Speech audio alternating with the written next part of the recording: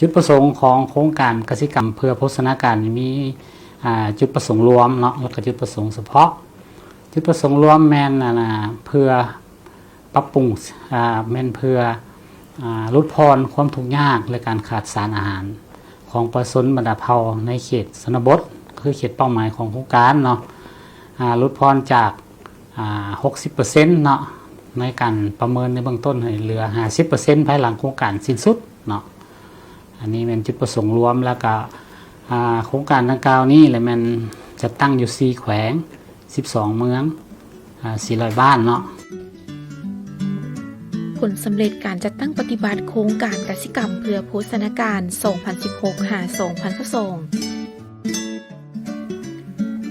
โครงการกสิกรรมเพื่อโภชนาการมีเป้าหมายในการประกอบส่วนลดพรความทุกข์ยากและการขาดโภชนาการสารอาหารของประชาชนผู้ทุกข์ยากในเขตชนบทให้มีชีวิตที่ดีขึ้นโดยการผลิตกสิกรรมที่หลากหลายชนิดเพื่อรับประกันการมีอาหารเพียงพอและมีโภชนาการของประชาชนอยู่ในเขตชนบทโครงการได้กำหนด3องค์ประกอบหลักในการจัดตั้งปฏิบัติคือ 1. การสร้างความเข้มแข็งด้านการคุ้มครองโครงการ 2. การวางแผนสนับสนุนผลิตกสิกรรมที่มีโภชนาการและ 3. การลงทุนการคุ้มครองบริหารโครงการโครงการได้ให้การสุขโยส่งเสริมอยู่4แขวง12เมือง400บ้านในแขวงสิงห์ขวางแขวงหัวพันแขวงพงศาลีและแขวงอุดมไซโครงการได้เฮ็ดเวียกสอดคล้องกับแผนพัฒนาเศรษฐกิจสังคมยุทธศาสตร์การพัฒนากสิกรรมพัฒนาชนบทและลดละความทุกข์ยากและเป็น1โครงการที่สนับสนุนยุทธศาสตร์โภชนาการแห่งชาติรวมทั้งแผนงานอื่นๆที่เกี่ยวข้องการส่งเสริมของโครงการเป็นเริ่มต้นตั้งแต่การสร้างความเข้มแข็งให้นักส่งเสริมให้แต่ละขั้นเพื่อส่งเสริมด้านเทคนิควิชาการให้กลุ่มเป้าหมายเช่นประชาชนแม่หญิงแม่ลูกอ่อนในการปรุงแต่งอาหารสร้างสาวกสิกรตัวแบบหรือวิชาการบ้านนำพาจะตั้งปฏิบัติเพื่อการบริหารกลุ่มต่างๆที่สร้างขึ้นและสร้างสิ่งอำนวยความสะดวกต่างๆซึ่งผ่านการจัดตั้งปฏิบัติเป็นเวลา7 ปี 2016-2022 ประเมินความคืบหน้าสะสมได้99ส่วนห้อยสามารถสรุปย่อผลงานคือ 1. โครงการได้ให้การสนับสนุนสาวกสิกรกลุ่มเป้าหมายทั้งหมด 40,518 เทื่อคนหญิง 22,119 เทื่อคนเทียบใส่เป้าหมายโครงการ 34,000 เทื่อคนปฏิบัติได้119ส่วนห้อยในจำนวน12เมืองของ4แขวงเฮ็ดให้มีการเปลี่ยนแปลงด้านพฤติกรรมการกินอยู่และปัญหาเรื่องโภชนาการเฮ็ดให้ชีวิตการเป็นอยู่ดีขึ้น 2. ยกระดับขีดความสามารถให้พนักงานห้องการกสิกรรมและป่าไม้เมืองประสานงานแขวงและศูนย์กลางทั้งหมด 6,628 เทื่อคนหญิง 4,282 เทื่อคน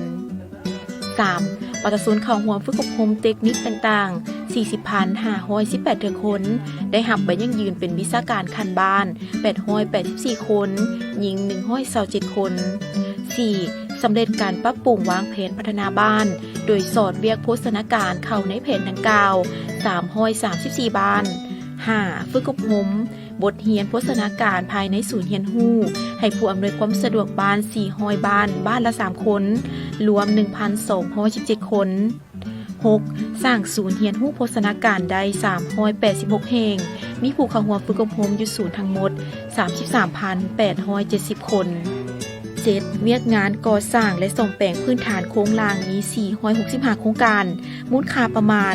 5,25,941 ดอลลาร์สหรัฐสำเร็จ100ส่วนห้อยรวมทั้งทุนสมทบรัฐบาลและผู้ได้รับผลประโยชน์ 8. เบิกจ่ายทุนส่วนครัวให้สมาชิกศูนย์เรียนรู้โภชนาการทั้งหมด 20,668 ทุน 9. นำพาสร้างตั้งกลุ่มการผลิต872กลุ่มมีการประเมินกลุ่มการผลิตกสิกรรมจำนวน805กลุ่มในนั้นประเภทกลุ่มแข็ง 13.8 ส่วนห้อยประเภทกลุ่มปานกลาง 65.8 ส่วนห้อยประเภทกลุ่มเริ่มต้น 27.7 ส่วนห้อยและกลุ่มเคลื่อนไหว 2.68 ส่วนห้อยได้จัดฝึกอบรมทบทวนคืนสร้างความเข้มแข็งให้คณะกลุ่มและสมาชิกทั้งหมด368กลุ่มมีผู้เข้าร่วม 1,591 คนหญิง573คน 10. โครงการยังได้ลงแนะนำพาการเขียนแผนธุรกิจของศูนย์สถานีบริการเทคนิคประเมินผลของศูนย์การสร้างฐานข้อมูลจำนวน1ศูนย์14สถานีพร้อมเดียวกันนี้ยังได้สร้างตั้งหัวหน่วยหุ้นส่วนการผลิตธุรกิจระหว่างผู้ประกอบการหลักและชุมชนสามารถคัดเลือกหัวหน่วยธุรกิจอยู่ขันเมืองได้7หัวหน่วยได้รับการอนุมัติทุนทั้งหมดแล้วมูลค่า 8,314 ล้านกีบได้เฮ็ดสัญญาร่วมกับกลุ่มแล้ว73กลุ่มมีสมาชิก 2,825 คนเข้าร่วม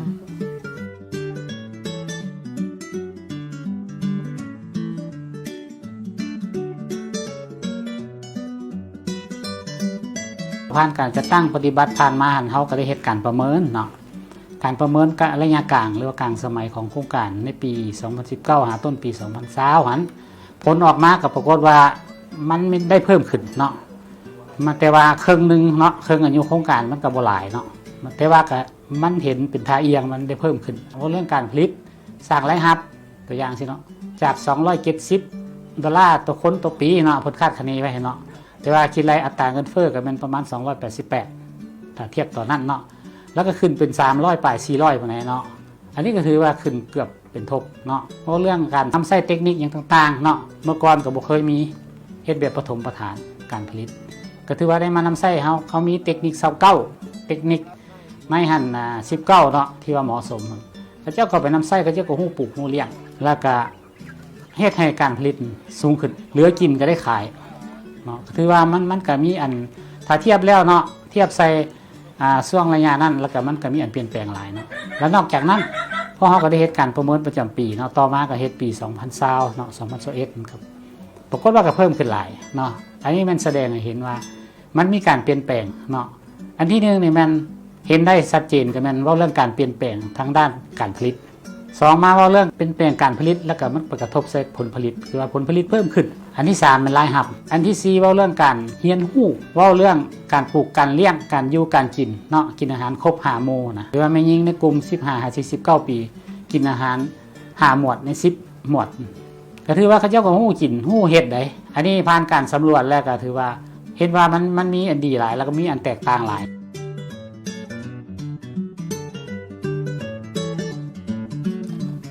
โครงการสรุปผลสำเร็จที่ถอดถอนได้แม้นมาจากปัจจัยและเงื่อนไขสำคัญคือ 1. ภาครัฐที่เกี่ยวข้องให้การสนับสนุนผลักดัน 2. งบประมาณและทุนในการจัดตั้งปฏิบัติ 3. สร้างความสามารถให้พนักงานส่งเสริมมีความรับผิดชอบและเป็นเจ้าการในการจัดตั้งปฏิบัติ 4. ประชาชนในพื้นที่เป้าหมายให้การร่วมมือ 5. สร้างชาวเกษตรกรตัวแบบเป็นวิชาการและนักส่งเสริม 6. ขบวนการวางแผนและมีส่วนร่วมในทุกขั้น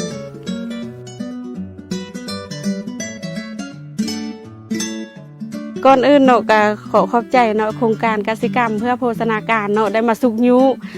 ครอบครัวของข้าพเจ้าเนาะเทียบเศรษฐกิจกับตอนนี้ฮะมันก็แตกต่างกันหลายเนาะตะกี้คือว่าแหละพักเส้นนึงก็ต้องได้ซื้อข้าวเจ้ากินเนาะเพราะว่าเฮายังบ่ฮู้อันวิธีปลูกเฮาก็ปลูกตั้งแต่ยามแล้งตะกี้เนาะแล้วตอนนี้เราสามารถปลูกได้ทุกฤดูกาลนะคะข้าเจ้าเข้ามาแนะนำแล้วก็มาส่งเสริมเฮาฮู้จักปลูกจักเลี้ยงวิธีปลูกวิธีเลี้ยงก็ขอบเจอเนาะโครงการเพื่อโภชนาการและที่ครอบครัวเฮามีอยู่มีกินเนาะใกล้นี้แหละก็แก้ไขมันหาหลาย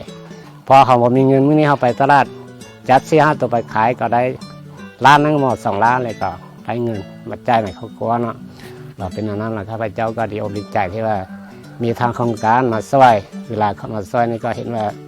ชีวิตการเป็นอยู่ของครอบครัวก็บ่ทุนยากมาได้หน่อยก็ธรรมดาขึ้นบ้านขึ้นเมืองแล้วนอกนั้นทางว่าโครงการจะยกไปข้าพเจ้าก็อยากจะเลี้ยงต่อดำเนินต่อไปจนถึงมื้อบ่มีชีวิตนะจ๊ะเนาะเขาอยู่ชนบทเนาะสื่อก็บ่มีที่ชื่อได้แล้วบ่เงินนั่นเขาก็บ่มีหลายเนาะแล้วก็เลี้ยงกินได้ส่วนหลายมันเป็นว่ารับทุนอะไรมันเลี้ยงใกล้แล้วก็กินแต่มันกินเหลือกินแล้วก็ขายจำหน่ายเล็กๆน้อยเอานี่ก็ข้างหน้าครอบครัวก็พบเจอนำภาครัฐคันเทิงที่มีทุนมาหมอเพื่อมาส่งเสริม แม่ละเล็กก็เขากบเจอ เลี้ยงปลานี่เฉพาะปีกายนี่ได้อยู่13ต้นต้นหนึ่งแหละ21ล้าน10ตัวการเลี้ยงไก่การเลี้ยงปลาก็ปลูกผักสวนครัวเพื่ออำนวยความสะดวกภายในครอบครัวอีแม่นี่ก็ขอบอกขอบใจก็ได้อกได้ใจนำโครงการกสิกรรมเพื่อโภชนาการมาเบิ่งมาแยงส่งช่วยบอกเทคนิควิธีการปลูกการเลี้ยงเพื่อให้ครอบครัวข้าพเจ้ามีความสะดวกสบาย หลังจากโครงการจะมาสิ้นสุดไปเนาะครอบครัวของข้าพเจ้านี่จะได้สืบต่อพันธุ์ขยายเฮ็ดอาชีพเก่านี่แหละหนึ่งแต่ปลูกฟักสวนครัว2เลี้ยงปลา3เลยสู่ส่วนทำมันได้ขยายพันธุ์กบนี่มาโครงการเอามาเฮาแล้วเนาะโครงการเอาเนื้อพันธุ์มาเฮาแล้วเขาก็เฮ็ดทำมันเจอสุความสามารถทางเด้อทำมันได้รับผลเด้ออันนี้ก็ยักพักฟังไปถึงเจ้าของโครงการเนาะที่ว่ามาช่วยเหลือครอบครัวของข้าพเจ้านี้ที่ก็ขอขอบคุณเจ้านำโครงการหลายๆเนาะที่ว่าเฮ็ดให้ครอบครัวของข้าพเจ้านี้มีชีวิตใหม่ขึ้นมีชีวิตการเป็นอยู่ดีขึ้นแล้วก็ยักพักฟังถึงโครงการถึงว่าโครงการเม็ดแล้วก็ยักมันต้องติดตามเนาะมันต้องติดตามบาทเชนอาร์ตของเขานี่ที่ว่าได้หลายครอบครัวที่ว่ากำลังจะพัฒนานี่ให้มันดีขึ้นกว่าเก่า ผลสำเร็จที่กล่าวมานั้นโครงการแมนขาดบ่ได้ก็คือการให้การสนับสนุนของทุกภาคส่วนที่ยาวนานและเคียงบ่าเคียงไหลในต่อหน้าทางโครงการแม้มีความพร้อมที่จะสืบต่อจัดตั้งปฏิบัติเสริมขยายจุดประสงค์เป้าหมายวิสัยทัศน์ของโครงการในต่อไป